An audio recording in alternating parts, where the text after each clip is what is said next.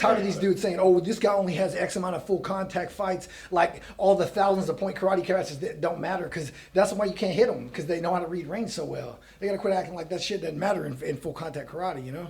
Well, we can just start with that. Oh, go ahead. Yeah. So, what were your thoughts on all the feedback in this match saying that you should have just run through this guy because he's just a point karate guy? Yeah, well, first of all, he has more fights in here than I do. He has like 6 fights in here. But I really I'm not agreeing with a lot of the I guess public in general, or even the karate guys' logic of all these like, oh, this guy only has X amount of full contact fights. Man, these dudes have thousands of point karate fights. Like that's why, like I could hit the guy with a lot of hands. I was touching him up with the boxing, but I couldn't land any kicks besides the low calf kicks, because they know how to read range so well. They gotta, I mean, not to be rude, but they gotta quit acting like that shit doesn't matter. I mean, these dudes have thousands of matches. They'll go to a tournament and have 5 fights in one day. And what it is it's so hard to hit them with any side kicks, any front kicks, all those other moves that all the kicking arsenal I use. I've been training with my Taekwondo coach Simon off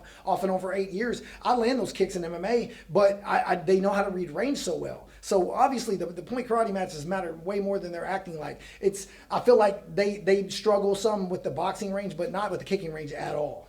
So would you say that, especially for you as an opponent that normally has such a strong reach advantage, that's less of an advantage for these point karate guys? It's a way less advantage, because in MMA I landed, especially once I started learning Taekwondo and karate, I landed a lot of side kicks and front kicks, and I can't hit these guys with any.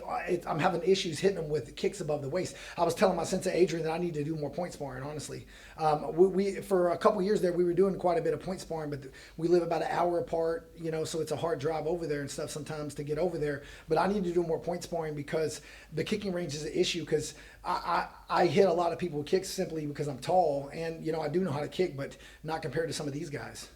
And also, you told Layla that you fully believe in his nickname, the toughest animal. So could you expand? Oh, he was super tough. He was super tough. He had great cardio. I never hit him with anything clean like I wanted to. I felt like if I would have hit him with a clean right hand, I would have got him.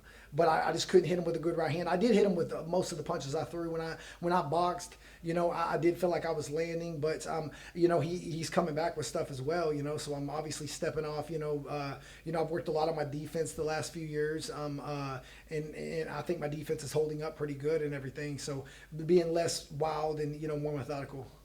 But now shifting, because this is your moment, so we'll focus away from your opponent for a second. In your last fight, you did have a very controversial loss that you made very vocal that you did not agree with that decision. How does it feel to be back in the win column? It feels great. I still think I won that last fight, but you know what's done is done. I'm over it. It feels great to win in here. You know, ever since I've seen Karate Combat, I wanted to fight in this. I grew up watching, Jean-Claude Van Damme, all these Lionheart, Bloodsport. I grew up, watching these movies and just idolizing these people, and now I feel like I'm doing that, or basically the closest thing to real life that they have of that, and it's pretty cool. So I fighting in the pit now. This last time it was really fun as well. It was just kind of overshadowed by the decision, but I feel blessed. I feel blessed to be here and happy. And you talked a lot about like things that you need to work on, but what do you think you did well in the fight? I think I need to box more with these guys, because I think I think when I throw, it lands.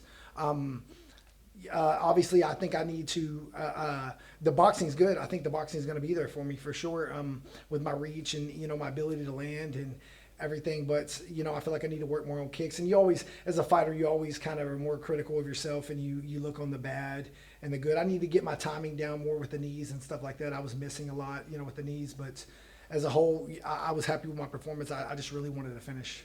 So what would you say is next? I don't know. We'll see. I need to talk to Andres and Adam and negotiate some stuff, and we'll see what happens.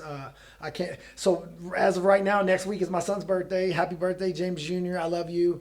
I'm going to take them fishing, Easter weekend with my family and have an amazing time. I also want to thank Dr. Ward from Core Chiropractic. Dr. Ward, I had a really bad neck injury a week and a half ago. I threw a kick sparring with one of my students, light sparring, not even going hard, and I slipped on sweat. And you know how like you catch air and sometimes people will fall and like knock the wind out of themselves? I landed right on my neck, and Dr. Ward saved me. I went there basically 4 times in a week and a half, and got cupping done and decompression machine. If it wasn't for him, I wouldn't even think I could have fought, because I had a really bad neck injury about a week and a half ago.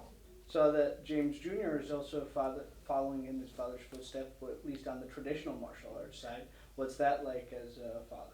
It's amazing putting my kid in martial arts. I didn't get to do martial arts. Everyone talks about how much experience I have here. I didn't start training until I was 20 years old. They need to, people need to, I think, take that into consideration. Some of these guys have been throwing kicks and punches since they were 5. I didn't start boxing until I was 20. I never grappled until I was 22, and really didn't start kicking until I was about 22. So I didn't have that coming up, even though I always wanted to. I lived in a small country town, and we didn't have those opportunities. And I got James Jr. training at MSA at my Taekwondo coach Simon's gym, and they're amazing. He does jiu-jitsu and Taekwondo. I take him 4 days a week, pick him up from school. It's an honor to see my son train martial arts, and I love it.